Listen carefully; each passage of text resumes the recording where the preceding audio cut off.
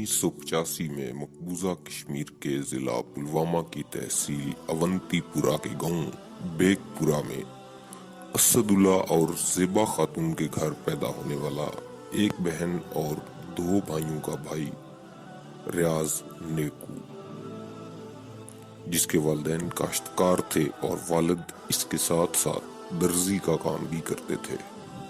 उसने गुलजारपुरा के primary school में तालीम हासिल करने के बाद नूरपुरा हायर सेकेंडरी स्कूल से एफएससी मुकम्मल की और बीएस इंजीनियरिंग में रियाजी को पसंदीदा मजमून रखा क्योंकि वो एक इंजीनियर बनना चाहता था। उसके वालिदैन के दिलों के नेहा खानों में बहुत पहले ये बात मौजूद थी कि इस बात के इम्कानात बहुत ज्यादा हैं कि उनका ये बेटा एक ना एक दिन जंगजू बनेगा। वो शुरू से खामोश तबा था और गांव के लोग उसकी बहुत इज्जत करते थे। अवाइल बचपन से ही बाकायदगी से नमाज पढ़ना, कुरान पाक की तिलावत करना उसका तुराए इम्तियाज था। यहाँ तक कि बहुत कम उम्र से ही गांव के बड़े बुजुर्ग उसे मकामी तनाज़ात हल करवाने के लिए नुमाइंदा मुंतखब करते। ग्रेजुएशन के बाद वो एक प्राइवेट स्कूल में रियाजी पढ़ाने लगा। 2010 से 2011 के दरमियान बहसीयत रियाजी के उस्ताद के वो अक्सर गांव के बच्चों को मुफ्त तालीम भी देता रहा। 2010 में भारतीय काबिज अफवाज की तरफ से तोफैल अहमद माटू की शहादत और माचल के इलाके में 3 कश्मीरी नौजवानों को एक जैली मुकाबले में शहीद किए जाने के खिलाफ जारी एहतजाज के दौरान श्रीनगर के गनी मेमोरियल स्टेडियम में क्रिकेट खेलते हुए रियाज नायकू को एक आंसू गैस का गोला जा लगा। तोफैल माटू की शहादत से कश्मीर में बेचैनी की एक नई लहर ने जन्म लिया।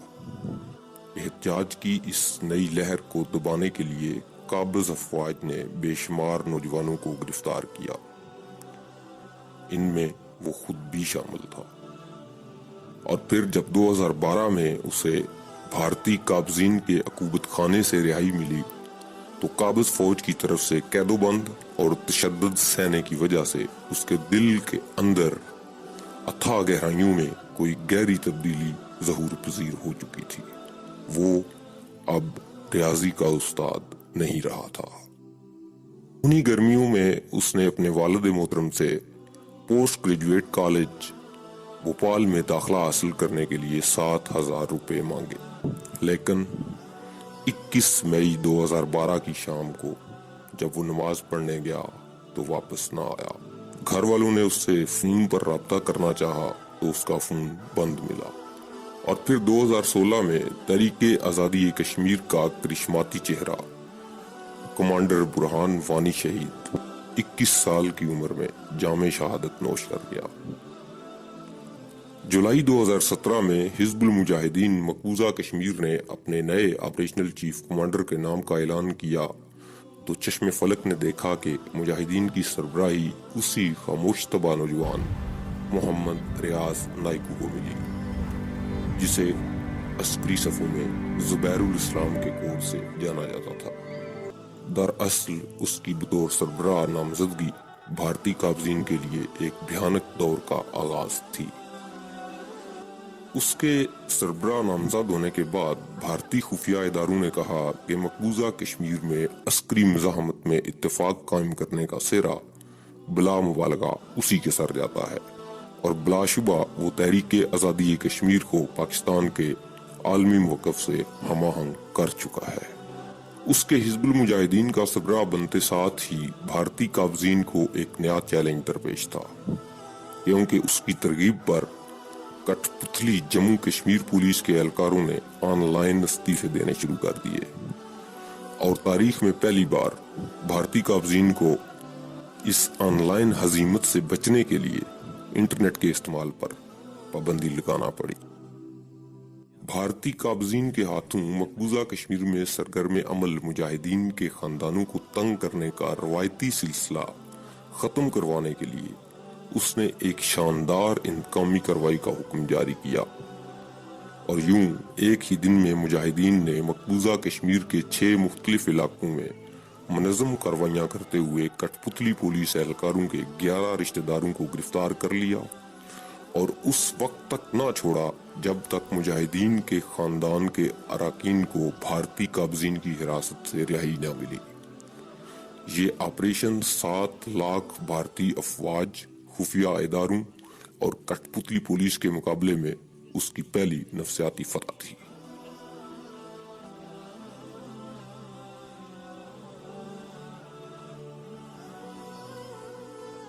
بھارتی خفیہ اداروں کے مطابق یہ آپریشن کشمیر میں ایک ہی وقت میں کم از کم 30 مسلح مجاہدین اور مجاہدین کی انٹیلیجنس کے 50 اہلکاروں کی مشترکہ منظم کارروائی تھی۔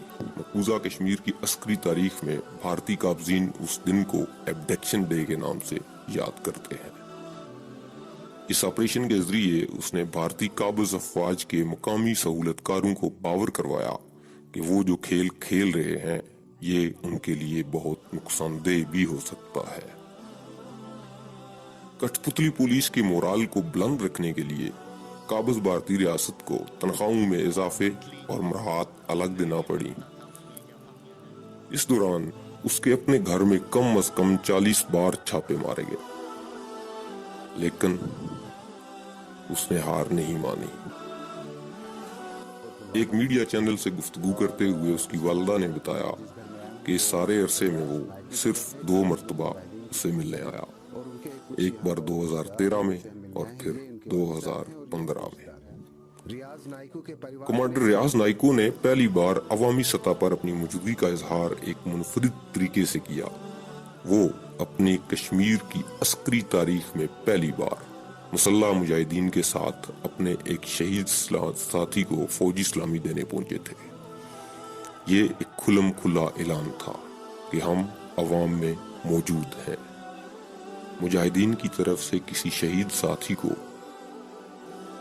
ہتھیار بدست عسکری سلامی دینے کا یہ پہلا واقعہ تھا، اور اس کے بعد یہ واقعہ آج تک جاری ہے۔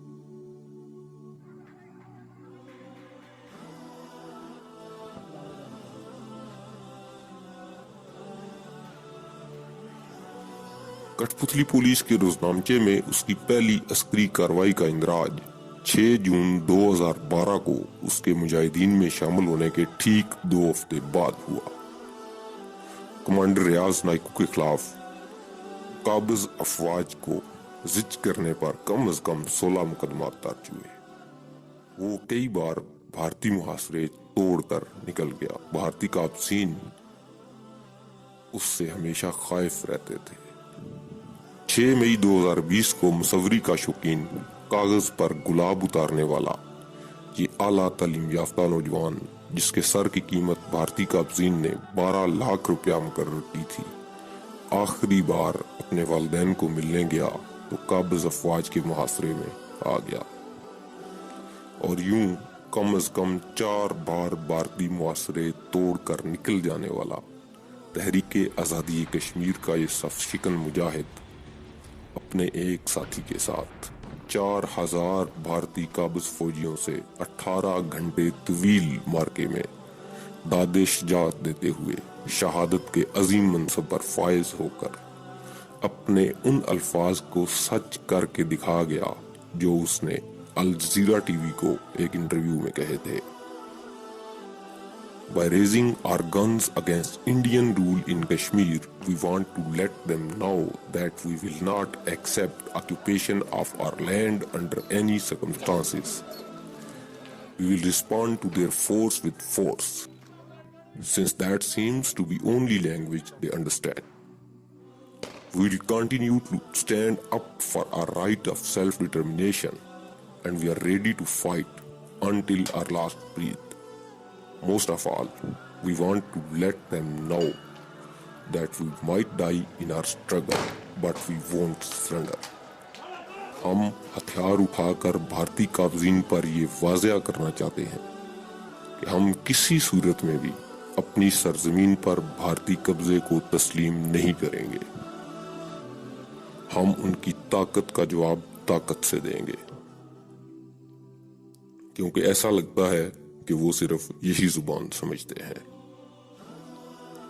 ہم حق کے خود اختیاری کے حصول کے لیے اپنی جائز جدوجہد جاری رکھیں گے۔ ہم اپنی آخری سانس تک لڑنے کے لیے پرعزم ہیں، اور ہم اس سے بڑھ کر ان پر یہ واضح کرنا چاہتے ہیں، ہمیں اس جنگ میں موت قبول ہے، لیکن ہم سرنڈر نہیں کریں گے۔ اللہ تعالیٰ سے دعا ہے ریاض نیکو کی شہادت قبول فرمائے، آمین۔